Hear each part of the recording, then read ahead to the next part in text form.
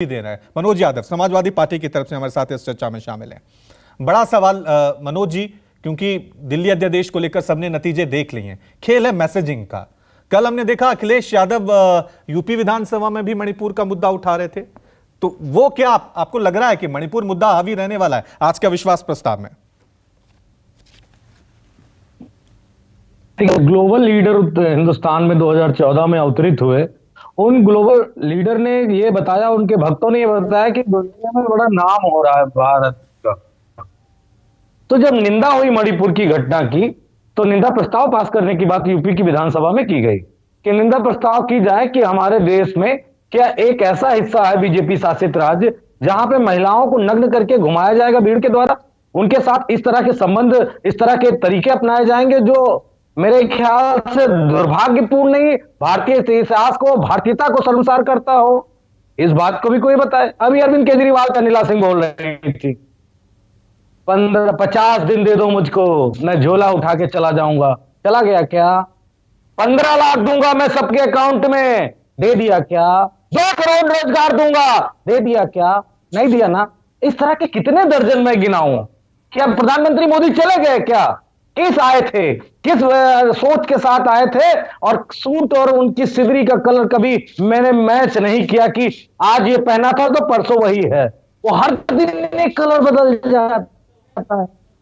गजब का फैसला प्रधानमंत्री मिला है, इस बात की भी तो चर्चा होनी चाहिए, लेकिन नहीं करते। देखिए, अविश्वास प्रस्ताव, ये सभी को पता है कि बीजेपी के पास बड़े नंबर है, लेकिन एक ऐसा प्रधानमंत्री जो प्रेस कॉन्फ्रेंस से भागता हो, सदन में बोलने से भागता हो, और जब बोलता हो तो ऐसे ऐसे इशारा करके बोलता हो, ये भी तो दुर्भाग्यपूर्ण है। उसको लाइन पे कैसे लाएंगे? ऐसे ही लाइन पे लाएंगे। जब आप विश्वास प्रस्ताव लाएंगे तो प्रधानमंत्री मोदी को मणिपुर पे बोलना पड़ेगा, टमाटर पे बोलना पड़ेगा, महंगाई पे बोलना पड़ेगा, और उन मुद्दों पे भी बात रखनी पड़ेगी जिन मुद्दों को मोदी ने कहा था। अभी अनिल सिंह ने कहा 5वीं अर्थव्यवस्था बन गई भारत की, और गरीबी अभी नहीं खत्म हुई है, या गरीबी खत्म हो रही है। 5वीं दुनिया की बड़ी अर्थव्यवस्था बनने पे गरीबी खत्म हुई है? दुर्भाग्यपूर्ण है। मेरे पास एक डेटा है, वो डेटा ये कहता है रवि जी कि 27 लाख लोग हर साल जाते हैं भारत को छोड़ के, और करोड़पतियों और अरबपतियों की तादाद तो बहुत ज्यादा है जो देश को छोड़ के जा रहे हैं। ठीक है, मेरे पास समय, ठीक है मनोज जी, आपका ये हो गया, लेकिन सवाल तो यही है, और मैं राजीव की तरफ ये सवाल कर लेता हूं आखिर में।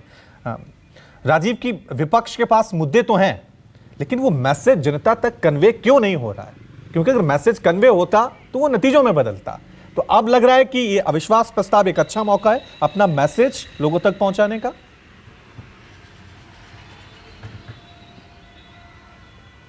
देखिए रवि, 2014, 2019 और 2024 के चुनाव में जो फर्क मुझे दिखाई देता है, जब प्रधानमंत्री नरेंद्र मोदी और उनके नेतृत्व में भारतीय जनता पार्टी 14 और 19 में जब देश में भ्रष्टाचारियों के खिलाफ एक कार्रवाई की बात करती थी, जब राजनीतिक विरोधियों के नाम पर परिवारवाद, जातिवाद और भ्रष्टाचार का नाम लेते थे, तो देश को एक नई आशा, एक नई उम्मीद दिखाई देती थी कि ये आदमी आया है और इसके नेतृत्व में या ये जो वार है ये कहीं ना कहीं सही हो रहा है, और सारे राजनीतिक दलों में ये बीमारी है।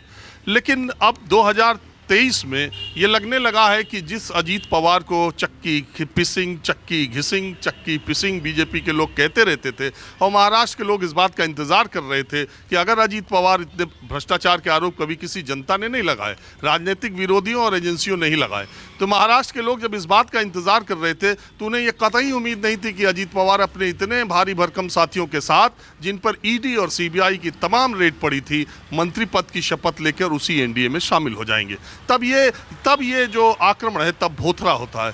जब आप 2019 में नीतीश कुमार के साथ चुनाव लड़ते हैं, तब आपको बिहार की 40 की 39 सीटें मिलती हैं। आप विधायकों की संख्या दोगुनी होने के बाद भी सुशासन बाबू नीतीश कुमार को चीफ मिनिस्टर बनाते हैं, तब आपको बिहार में ईबा गाना निकालना पड़ता है। लेकिन जब नीतीश कुमार आपको छोड़ के चले जाते हैं, तब आप उनके में 100 खामियां बताते हैं। अब जब आप बोलेंगे तो ये बात उतनी धारदार नहीं होगी।